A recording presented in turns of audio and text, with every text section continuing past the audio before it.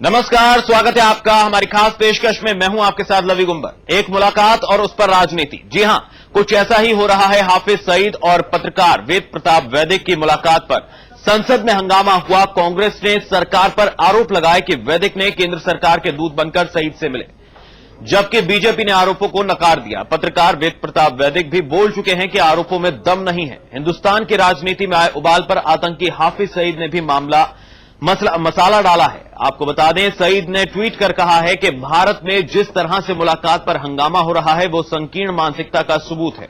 अब सवाल ये उठता है कि इस मुलाकात के मायने क्या हैं? आखिर क्यों वैदिक ने सईद से मुलाकात की? क्या वो सरकार के दूत बनकर गए थे या फिर कुछ और?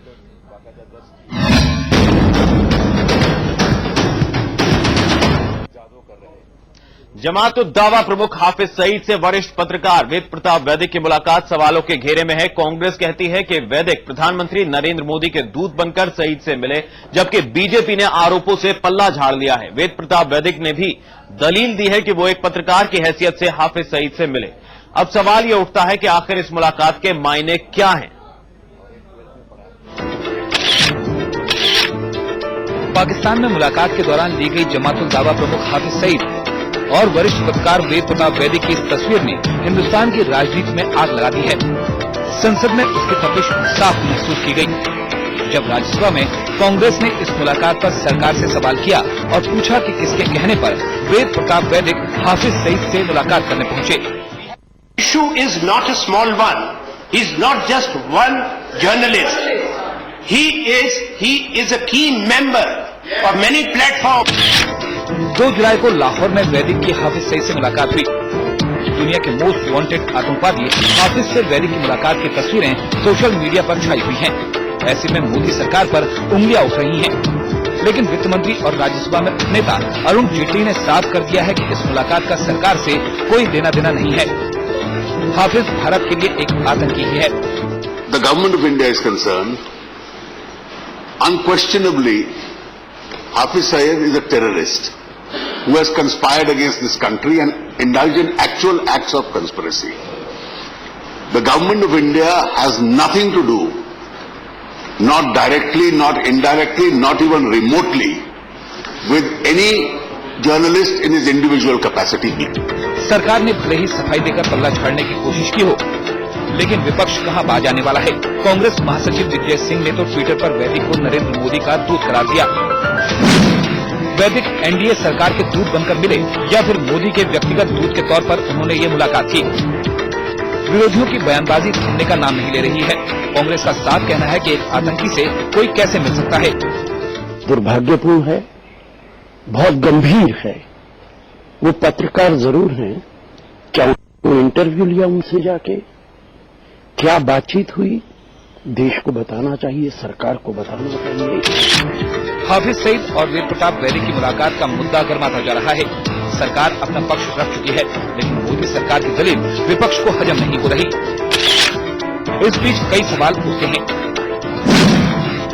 मसलन, पत्रकार को मुलाकात की स्वतंत्रता नहीं होनी चाहिए? मुलाकात का राजनीतिकरण होना चाहिए?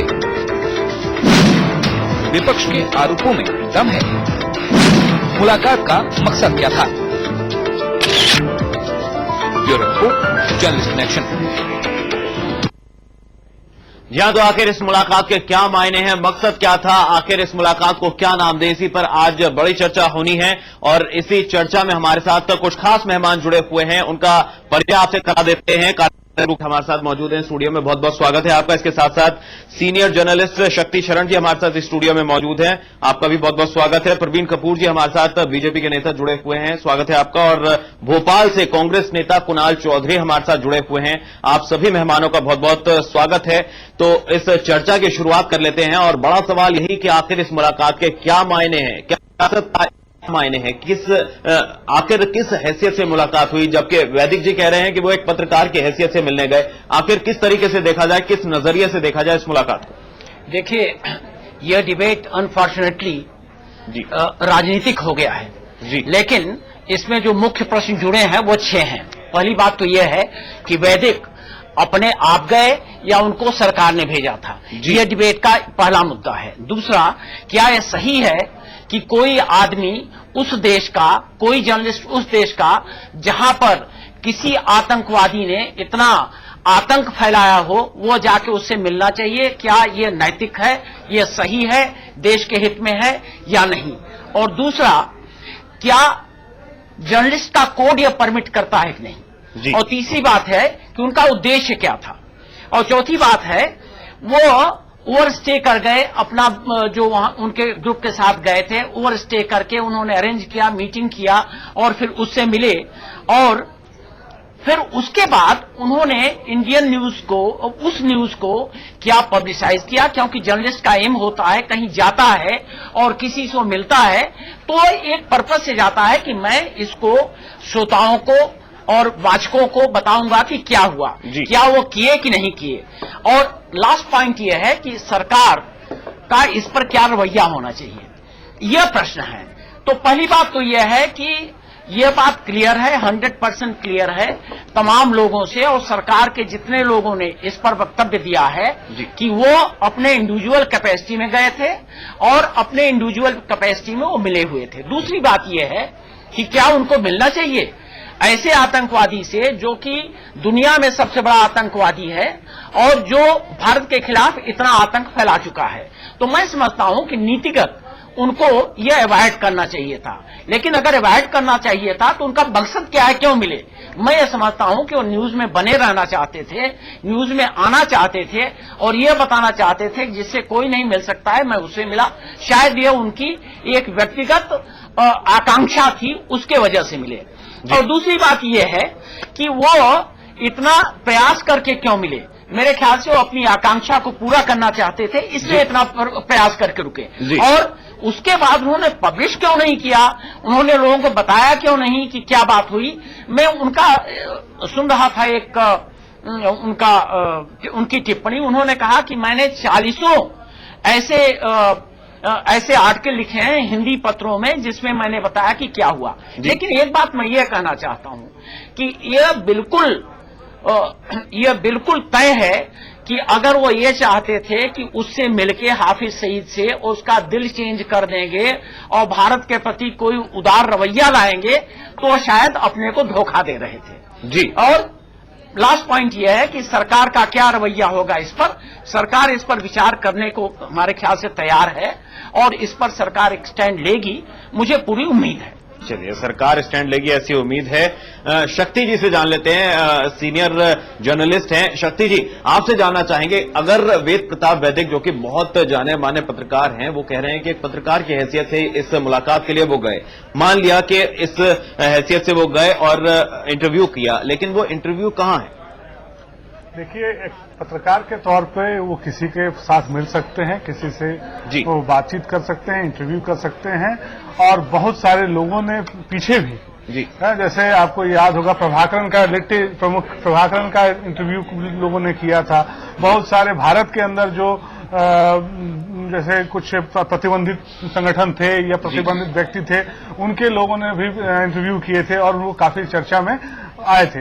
लेकिन यहाँ पे जो सबसे महत्वपूर्ण प्रश्न ये है, मेरे लिए एज ए पत्रकार, एज ए जर्नलिस्ट, ये महत्वपूर्ण नहीं है कि वो मिले या क्यों मिले या नहीं मिले, लेकिन मेरा ये जानना यहाँ पे, ये मेरी जिज्ञासा है, या मेरे लिए जो सबसे महत्वपूर्ण प्रश्न ये है कि उस मुलाकात के बाद वो इंटरव्यू कहाँ संपूर्ण तौर पर छपी, या किस टेलीविजन के लिए या किस अखबार के लिए या किस मैगजीन के लिए उन्होंने उस इंटरव्यू को किया।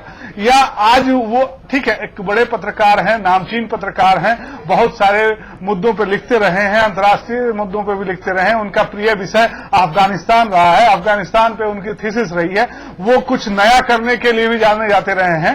लेकिन मेरा जो सबसे महत्वपूर्ण और कंसर्न वाला प्रश्न ये है कि आखिर वो इंटरव्यू कहाँ छपा। अगर वो इंटरव्यू वास्तव में कहीं छपा है तो इसमें कोई गलत बात नहीं, सरकार इसमें कुछ नहीं कर सकती है। एज ए जर्नलिस्ट वो जाके मिल सकते हैं और मिलकर वो अपने पक्ष को रख सकते हैं और उस व्यक्ति के पक्ष को रख सकते हैं, तो इसमें कहीं कोई गलत बात नहीं। लेकिन अगर वो नहीं मिले तो अगर वो मिले और वो इंटरव्यू कहीं नहीं छपता है तो तब ये जाकर संदेह के घेरे में आता है कि आखिर इस मुलाकात का मकसद क्या था। जी, मकसद क्या था यही जानने की कोशिश कर रहे हैं। और लेकिन इस मकसद के पीछे भी यहां पर सवाल खड़े किए जा रहे हैं। कांग्रेस का कहना है कि सरकार ने इस इंटरव्यू के लिए उनको भेजा था।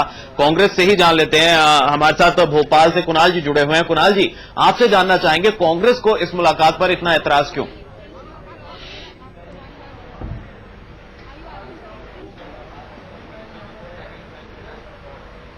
पहली चीज है कि हिंदुस्तान में जिसने इतना आतंकवाद फैलाया हो, जिसके कारण इस हिंदुस्तान का इतना नुकसान हुआ, और उससे मिलने पे अगर हमें वो नहीं होगा तो कहीं ना कहीं मुझे दुख होगा। हाफिज सईद कौन होता है? वो एक ट्वीट करने वाला कि हिंदुस्तानियों की संकीर्ण मानसिकता है। एक आतंकवादी हिंदुस्तानियों को बताएगा कि क्या मानसिकता है।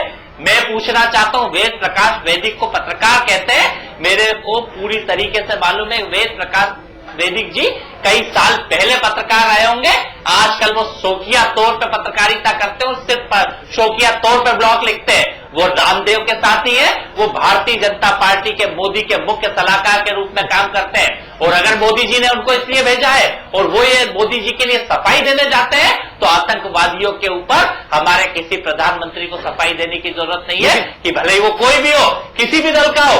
आतंकवादियों से अगर हाथ मिलाने के ये काम करेंगे और इन आतंकवादियों के आगे ऐसे घुटने टेकेंगे तो हमें सर शर्मसार हो जाता है और सर शर्म से झुकने लगता है। हमें ये इसलिए इनसे दुख है कि अगर ये दूध बन के गए थे मोदी जी के कि सरकार के, हो सकता है कि पहले से इनकी साठगांठ चल रही हो और भारतीय जनता पार्टी की साठगांठ आतंकवादियों के साथ रही हो, तभी ये पहले बाहर से आतंक फैलाओ और अंदर कहीं ना कहीं जिस प्रकार के बयान पाकिस्तान के खिलाफ दिया करते थे, जिस प्रकार से आतंकवादियों के खिलाफ बयान दिया करते थे, उसके खिलाफ इनके बयान एकदम सरकार में आने के बाद बदल गए और ये यू टर्न ले लिया गया है। ये पूरे रूप से मोदी जी के द्वारा भेजे हुए गए थे और ये बताना होगा, मोदी जी को इस पर ट्वीट करना होगा कि अगर हाफिज सईद ये कहता है कि भारतीयों की संकीर्ण मानसिकता है, तो उसके ऊपर हमारे प्रधानमंत्री का बयान आना चाहिए कि किसको किसने भेजा, और अगर नहीं भेजा तो ऐसे व्यक्ति के ऊपर सीधे सीधे केस करना चाहिए, क्योंकि ये अंतर्राष्ट्रीय रूप से प्रतिबंधित आतंकवादी है, ना कि कोई साधारण इंसान है। और अगर इससे मिलने की हार है तो क्या आप उत्साहवर्धन करना चाहते हो आतंकवादियों का कि भारत में आके हमला करो, भारत को नुकसान पहुंचाओ, और हम आपके पास जाके सरकार की वाहवाही करेंगे और उन्हें बताएंगे कि मोदी जी एक अच्छे इंसान है, जिस तरीके से आप सोचते हो उस तरीके से आदमी नहीं है। क्या जरूरत पड़ गई थी कि वहां पे अपनी प्रशंसा करवाने के लिए ऐसे दूत को भेजना पड़ा? ये वेद प्रकाश वैदिक सीधे रूप से बाबा रामदेव और नरेंद्र मोदी का सीधे सीधे यहाँ पे साफ है, और इनको कई बार उनके मंचों पे और उनकी जगह पे भेजा गया है और पूरे खुले रूप से भारतीय जनता पार्टी के नुमाइंदे हैं। तो ये सरकार को नहीं, प्रधानमंत्री जी को क्लियर करना पड़ेगा और इसके खिलाफ केस लगाना पड़ेगा। अगर केस नहीं लगाएंगे तो कांग्रेस पार्टी मजबूती के साथ इसके खिलाफ आंदोलन करेगी। चलिए, कांग्रेस पार्टी तो मजबूती के साथ इसके ऊपर आंदोलन करने को तैयार है। लेकिन कुणाल जी, अब तक ये चीज निकलकर साफ नहीं हुई है। ना तो वैदिक जी ने यह कहा है कि वो बीजेपी के दूत हैं, मोदी जी के दूत हैं, उन्होंने कहा एक पत्रकार की हैसियत से वो मुलाकात करने गए थे। तो अब प्रवीण जी से ही जान लेते हैं कि जो आरोप कांग्रेस की ओर से लग रहे हैं, क्या कहेंगे आप कि क्या ये जो आरोप लगा रही है कांग्रेस, मोदी जी के दूत बन के गए थे वहां पर, इस मुलाकात के मकसद के बारे में भी चर्चा करेंगे। लेकिन फिलहाल जो आरोप लग रहे हैं कि सरकार की ओर से, सरकार ने उन्हें भेजा था, क्या इस तरह की बात है कि सरकार की ओर से गए थे? भारतीय जनता पार्टी सरकार इतनी सशक्त और मजबूत है कि उसे किसी वेद प्रताप वैदिक की आवश्यकता नहीं है किसी भी अपने एजेंडे को चलाने के लिए। मोदी जी ने सत्ता में आते ही सारे अंतर्राष्ट्रीय जगत को एक संदेश दिया है, सारे देश को एक संदेश दिया है, वो सबको दुख रहा है। मेरे भाई कुणाल चौधरी से तो मैं इतना ही अनुरोध करूंगा, इतना अच्छा भाषण वो अगर नगर निगम में कहीं मध्य प्रदेश में करें तो कहीं पार्षद पुर्षद बन जाएंगे। अब वो मेरे को कृपया ये बताएं कि जब उनके दिग्विजय सिंह साहब का साहब को और अफजल गुरु को जी कहते थे, जब कांग्रेस ने 10 साल तक अफजल गुरु की फांसी की फाइल दबाए रखी थी, वो तो जब बीजेपी सत्ता में आने वाली है, राष्ट्रपति जी को यह संज्ञान में आ चुका था, तब वो फाइल खुली, साइन हुई और अफजल गुरु और कसाब को फांसी हुई। हमने किसी आतंकवादी को बिरयानी नहीं खिलाई है भाई मेरे। इसलिए उतना बोलो जितना बोल सको। अब आती है वेद प्रताप वैदिक जी की बात।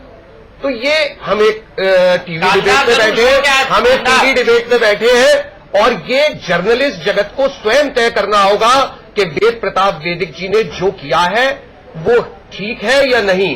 उन्होंने एक फोटो पब्लिश कराई है, हमें वेद प्रताप वैदिक से कुछ लेना देना नहीं है भारतीय जनता पार्टी को। हम एक बात कहते हैं कि वेद प्रताप वैदिक जी ने फोटो तो पब्लिश करा दी। अभी मेरे साथ बैठे शक्ति जी भी कह रहे थे, बीडी मिश्रा जी ने भी कहा कि वो इंटरव्यू कहां है जो उन्होंने लिया, और अगर वो इंटरव्यू सामने नहीं आ रहा है तो वेद प्रताप वैदिक भारत और भारतीयों के प्रति जवाबदेह है, ये उनको जवाब देना होगा। चलिए, जवाब देना होगा। बहुत सारे ऐसे सवाल हैं जिनके जवाब तलाशते हैं। फिलहाल इस चर्चा को आगे बढ़ाएंगे, उससे पहले अपने दर्शकों को एक रिपोर्ट दिखा दें। 2 जुलाई को लाहौर में वरिष्ठ पत्रकार वेद प्रताप वैदिक ने जमात उद दावा प्रमुख हाफिज सईद से मुलाकात की। मुलाकात के बाद हिंदुस्तान में सियासत गर्मा गई है। अब सवाल ये उठता है कि आखिर इस मुलाकात का मकसद क्या था। वेद प्रताप वैदिक ने भी कांग्रेस के आरोपों पर सफाई दी कि वो एक पत्रकार की हैसियत से पाकिस्तान गए थे। आइए देखते हैं इसी पर एक रिपोर्ट। जो आदमी इंदिरा गांधी का एनवॉय नहीं बन सकता है, जो अपने परम मित्र नरसिंह राव जी का एनवॉय नहीं बन सकता है, जो अटल बिहारी वाजपेयी जिसके बड़े भाई की तरह रहे हैं उनका एनवॉय नहीं बन सकता है, तो मैं नरेंद्र मोदी बताइए उनका एनवॉय कैसे बन सकता है। सुना आपने वरिष्ठ पत्रकार वेद प्रताप वैदिक की दलील। हाफिज सईद से मुलाकात की जिन तस्वीरों ने सियासत को गर्म कर दिया, उन तस्वीरों पर वैदिक साहब कह रहे हैं कि वो एक पत्रकार की हैसियत से सईद से मिले। वैदिक इस मुलाकात को भले ही हल्के में ले रहे हों, लेकिन हिंदुस्तान में बवंडर मच गया है। कांग्रेस मुलाकात का ब्यौरा चाहती है, लेकिन वैदिक मुलाकात का बचाव करते नजर आए। ये यात्रा मेरी किसके साथ हुई? सलमान खुर्शीद के साथ हुई, मणिशंकर अय्यर के साथ। मणिशंकर जी अय्यर मेरे बड़े भाई की तरह हैं, परम मित्र की तरह हैं। वो मुझे अपने साथ ले गए थे वहां एक संवाद में सेमिनार के लिए, और क्योंकि मैं पत्रकार हूं और दर्जनों पत्रकार मेरे वहां परम मित्र हैं, उन्होंने कहा, मैं मिल लिया और मिलकर मैंने देश के लिए अच्छा किया। मैंने अपनी जान खतरे में लगाई, इतने भयंकर सिक्योरिटी में मैं मिलने गया। अगर जो कांग्रेसी नेता मेरी आलोचना कर रहे हैं वो अपने नेता को वहां भेजते तो उनका पजामा गीला हो जाता और उनको स्ट्रेचर पे लाद के बाहर लाना पड़ता। 2 जुलाई को वरिष्ठ पत्रकार वेद प्रताप वैदिक कांग्रेस नेता सलमान खुर्शीद और मणिशंकर अय्यर के साथ एक संवाद सम्मेलन में पाकिस्तान गए थे। वैदिक के मुताबिक उनके आने जाने का पूरा खर्च पाकिस्तान के पूर्व विदेश मंत्री की एक संस्था ने किया था, और हिंदुस्तान में कांग्रेस नेता मणिशंकर अय्यर ने वो तो स्पॉन्सर किया था। वहां के जो पुराने विदेश मंत्री हैं खुर्शीद कसूरी, उनकी एक संस्था है, उसने हम लोगों के लिए टिकट बनवाए थे, उसने हमारे रहने की व्यवस्था की थी। उनके उसी पर हम लोग गए थे निमंत्रण पे, और यहां से मणिशंकर अय्यर जी ने उसकी व्यवस्था की। वेद प्रताप वैदिक कांग्रेस नेताओं के साथ ही पाकिस्तान गए थे, लेकिन कांग्रेस ही सबसे ज्यादा इस मुलाकात पर सवाल खड़े कर रही है। हालांकि कांग्रेस नेता मणिशंकर अय्यर ने साफ कहा, मैं पाकिस्तान में हुए सम्मेलन में एक दिन के लिए गया था, जबकि वैदिक जी उसके बाद हफ्तों तक रुके। ऐसे में उन्होंने वहां क्या किया मुझे कोई आइडिया नहीं। कांग्रेस नेता भले ही कुछ भी कहे, लेकिन पत्रकार वैदिक ने साफ कर दिया है कि उनकी मुलाकात की जानकारी भारत सरकार को नहीं थी। साथ ही वो एक पत्रकार के तौर पर पाकिस्तान गए थे। ऐसे में मुलाकात का ब्यौरा देना भी जरूरी नहीं है।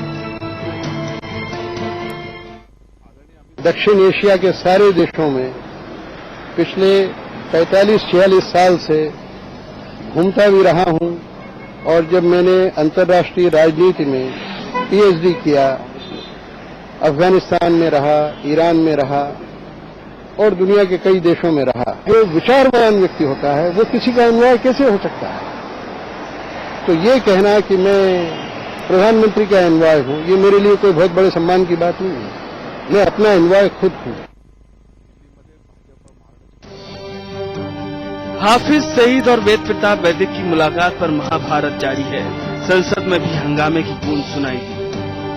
कांग्रेस वैदिक पर कार्रवाई की मांग कर रही है।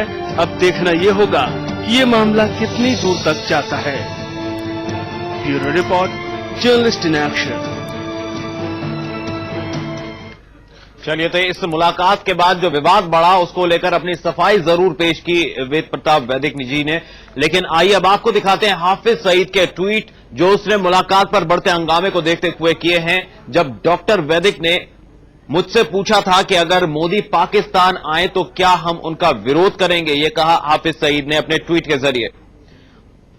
तो उन्होंने कहा कि क्या हम उनका विरोध करेंगे, तो मेरा जवाब था कि हम इस तरह के विरोध और राजनीति में भाग नहीं लेते। आगे हाफिज ने अपने ट्विटर पर लिखा, जब डॉक्टर वैदिक ने मुझसे पूछा था कि अगर मोदी पाकिस्तान आए तो क्या हम उनका विरोध करेंगे, तो मेरा जवाब था कि हम इस तरह के विरोध और राजनीति में भाग नहीं लेते। आगे वो कहते हैं कि भारतीय संसद में जिस तरह से एक पत्रकार की हमसे मुलाकात को लेकर हंगामा किया जा रहा है वो भारतीय नेताओं की पिछड़ी सोच को दर्शाता है जो बेहद शर्मनाक है। चलिए, तो ये यहां पर बढ़ते विवाद को देखकर आग में घी डालने का काम किया हाफिज सईद ने। फिलहाल अपनी चर्चा को आगे बढ़ा लेते हैं और मिश्रा जी से जानना चाहेंगे।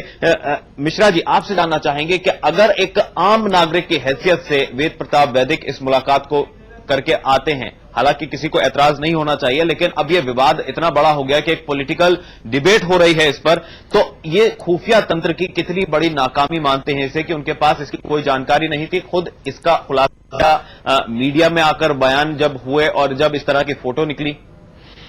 देखिए, जहां तक अक्रॉस द बॉर्डर इंटेलिजेंस है, वो कुछ एजेंसी हमारे देश की हैं जो कि करती हैं और आप जानते हैं कि कौन कौन सी एजेंसी हैं।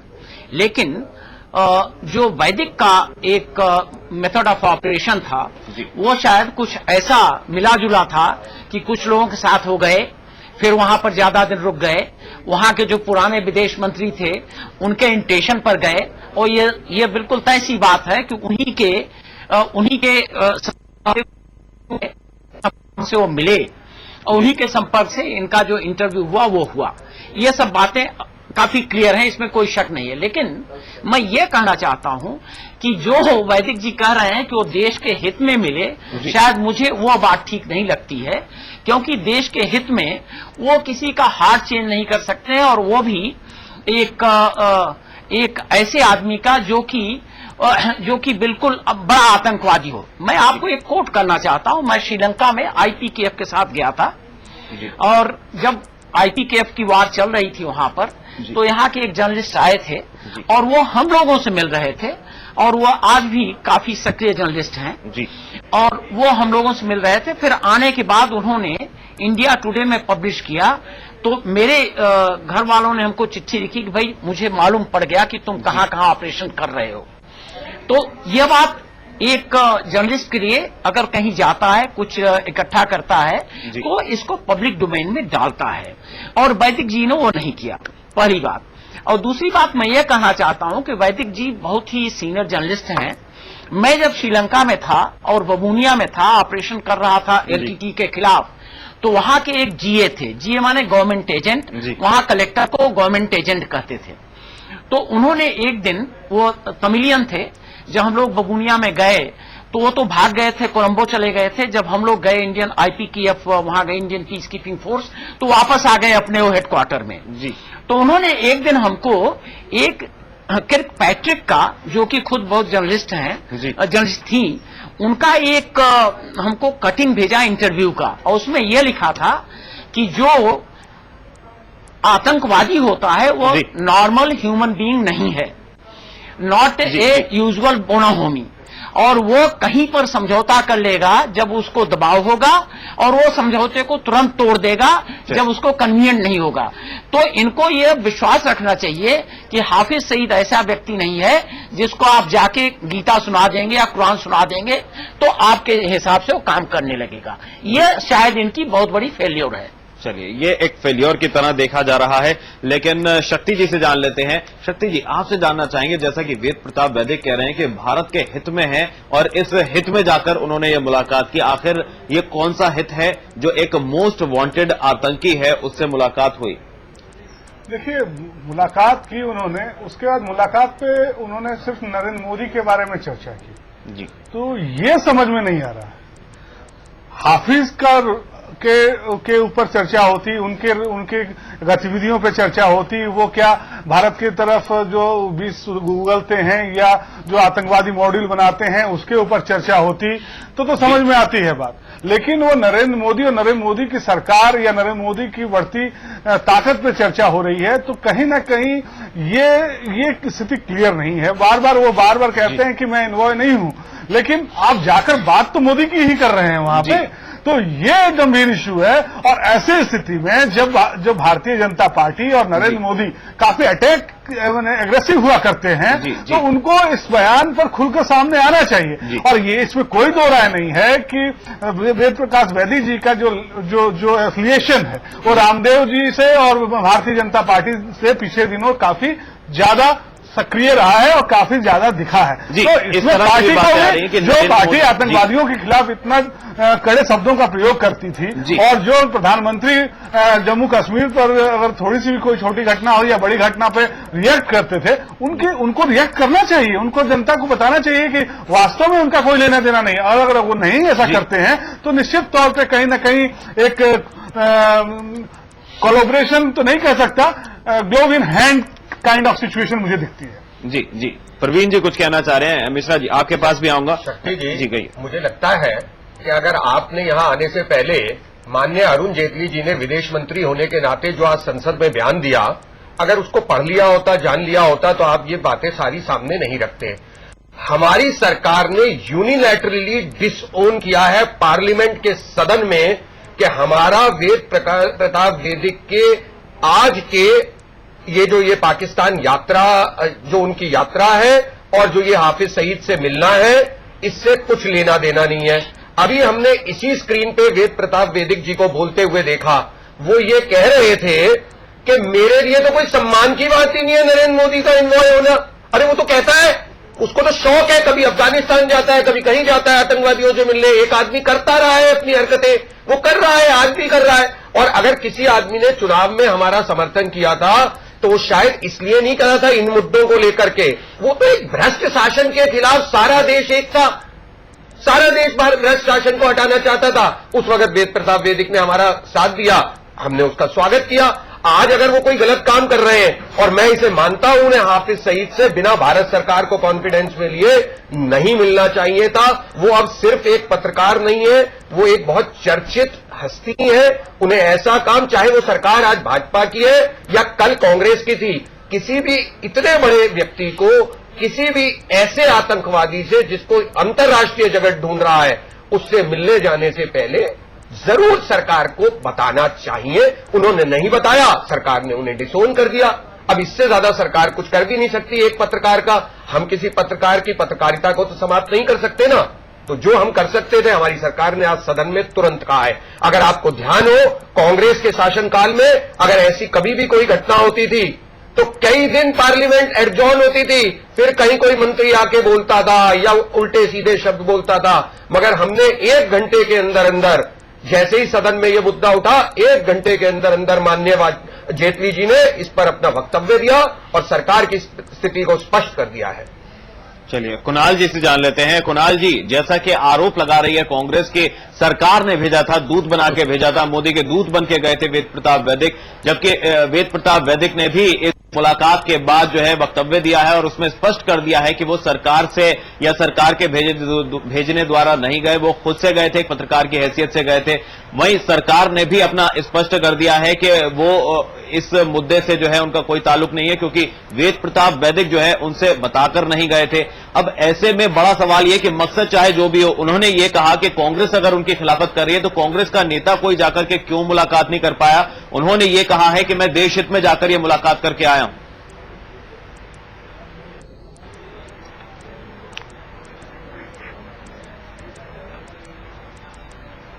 किस देश हित में इन्होंने जाके मुलाकात जी का पाकिस्तान जाने के लिए हाथ जोड़ने गए थे आतंकवादी के पास? हमारे मोदी जी सिर्फ इस देश के प्रधानमंत्री है। अगर हमारे प्रधानमंत्री को पाकिस्तान जाना होगा तो क्या आतंकवादियों से हाथ पैर जोड़ के वहां पे जाएंगे? और पहली बात, अगर ये पल्ला झाड़ रहे तो पहले मुद्दे पे उससे केस करना चाहिए कि ये जाके हमारे देश के प्रधानमंत्री के बारे में किस प्रकार से गिड़गिड़ाने की वाली बात करते हैं। वो हाफिज सईद ये बताएगा कि हम लोग किस मानसिकता के कुणाल चौधरी जी, जिस प्रभाकरण ने हमारे प्रधानमंत्री राजीव गांधी की हत्या करा दी, इस देश के पत्रकार उस प्रभाकरण के भी इंटरव्यू छोड़िए। क्या आपकी सरकार ने उन पर कोई मुकदमा ठोकेगा? पुरानी आप क्या बोल रहे हैं? आपको पत्रकारिता जगत के बारे में कुछ नहीं मालूम, आपको राजनीति के बारे में, आपको डिप्लोमेसी के बारे में कुछ नहीं मालूम। अगर आप आज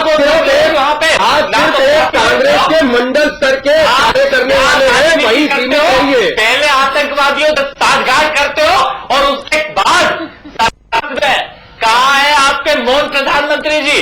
जिस प्रकार से हर बात मौन आपका होता है, हमारा नहीं, हमारा तो बोलता है। क्या कार्रवाई इसके ऊपर करी जा रही है?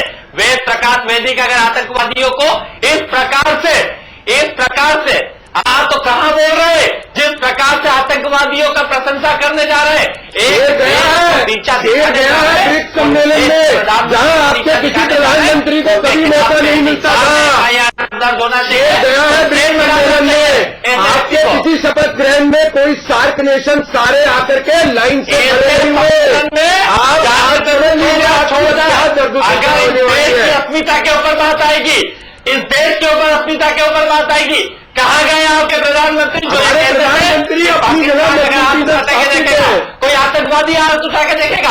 आज अगर आतंकवादी ये डिसाइड करेगा कि भारतीयों की क्या मानसिकता है, तो यह प्रधानमंत्री को जवाब दे देगा। इन्होंने जो बात कही थी उसके ऊपर जवाब दे, और वेद प्रकाश वैदिक के ऊपर सीधी कार्रवाई होना चाहिए। और ये भारतीय जनता पार्टी किसी कांग्रेस से आप एक काम कीजिए, कुणाल जी मध्य प्रदेश के बहुत बड़े नेता है दिग्विजय सिंह, उनसे कहिए ना कि वेद प्रकाश वैदिक पे केस लगा दे। ये दोहरी राजनीति नहीं। आप कांग्रेस को चाहिए ना केस कर दे। आप अपनी जबान देखिए, आप अपनी बात देखिए। अरे आप कांग्रेस को करा दीजिए ना। अरे आप पत्रकार पर केस कराइए। बिरयानी क्या, आप तो क्या पता क्या क्या खिलाने की बात कर रहे हैं आप, है ना? जिस प्रकार से आतंकवादियों को बढ़ावा देने का देश की जनता आपको नहीं करेगी, देश के नागरिक आपको माफ नहीं करेंगे। स्थिति है ये मानिए कि आपके प्रधानमंत्री को इसका व्यक्तित्व देना होगा, मोदी जी को व्यक्तित्व देना होगा कि क्या बात है कि मोदी जी को अपना दूध पहले तो संभल के ला रहे हैं आप। आतंकवादी के सामने गिराना पड़ा। ये भारतीय जनता और ये भारत के नागरिक इतने कमजोर नहीं है। आपको लड़ाई लड़ना होगा। अगर आप इस देश को संभालने लायक नहीं तो यहाँ देश को संभाल लेंगे। आप अपनी जबान को संभाल लीजिए, पहले हकलाती है बार बार। चलिए मिश्रा जी यहाँ पर एक बात रखना चाह रहे थे। मिश्रा जी, आप क्या कहना चाहते हैं? इस मुलाकात के मकसद को लेकर भी कई सवाल खड़े हो रहे हैं। अब तक ये साफ नहीं हो पाया कि मकसद क्या था। हालांकि सभी ने अपना अपना स्पष्टीकरण दे दिया है कि एक पत्रकार की हैसियत से गया था, देश हित में ये मुलाकात करने गया था। कांग्रेस की अपनी दलील है, वो आरोप अलग लगा रही है। उसका कहना है कि बीजेपी ने भेजा था, सरकार ने भेजा था इस मुलाकात के लिए। आप क्या कहना चाहते हैं? मैं सिर्फ एक बात पूछना चाहता हूं। जहां तक हमको ये पूरे एपिसोड से हमारा जो इंप्रेशन है वो ये है कि मोदी जी के बारे में जो प्रश्न किया या किया नहीं किया, ये आप लोग ड्रा कर रहे हैं हाफिज सईद के स्टेटमेंट से। जी। अगर आप हाफिज सईद के स्टेटमेंट से ड्रा कर रहे हैं तो हाफिज सईद का तो यही मकसद होगा कि आपको इसी तरीके से लड़ाते रहे, सब राजनीतिक कर दे मामला। तो मैं ये समझता हूं कि हाफिज सईद की बात पर क्यों आप लोग विश्वास कर रहे हैं। आप लोग विश्वास अगर करना है तो आप इनसे पूछे वैदिक जी से कि क्या आपने प्राइम मिनिस्टर के विजिट का कोऑर्डिनेशन करने गए थे, और उससे आतंकवादी से आप इनसे पूछिए। अभी हाफिज सईद ने कुछ कहा और पूरा यहां हिंदुस्तान मान के बैठ गया कि हां प्रधानमंत्री के बारे में उन्होंने चर्चा की, इसलिए वो प्रधानमंत्री के एजेंट थे। ये मैं समझता हूं, लेट मी फिनिश। मैं ये समझता हूं कि जो न्यूज आई है हाफिज सईद की, जेल में डाल के नार्को टैक्स करना चाहिए, जेल में डाल के नार्को टैक्स। खैर आपके जो विचार हैं आप इंटाइटल्ड हैं, मैं राजनीतिक पहलू पर नहीं जाना चाहता हूं। जी शक्ति मैं ये कह रहा हूं, इससे पहले, इस बयान से पहले उनका एक बयान और आया, वैदिक जी का बयान आया कि मैंने जो कहा वो उसने कहा कि मोदी पे विश्वास नहीं किया जा सकता, हाफिज ने कहा। तो